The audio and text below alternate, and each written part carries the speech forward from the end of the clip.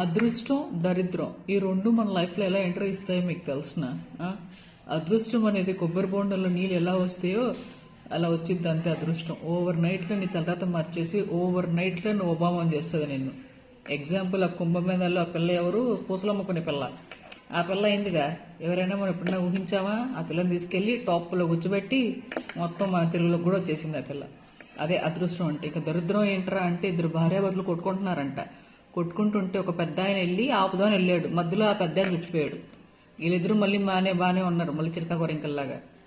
అదే ఇప్పుడు trending topic ఎత్తుకుంటే శివాజీ గారు ఆరంభిస్తే అనసూయ గారు రియాక్ట్ అయ్యి అన్వేష్ గారికి దబిడి అయిపోతుంది.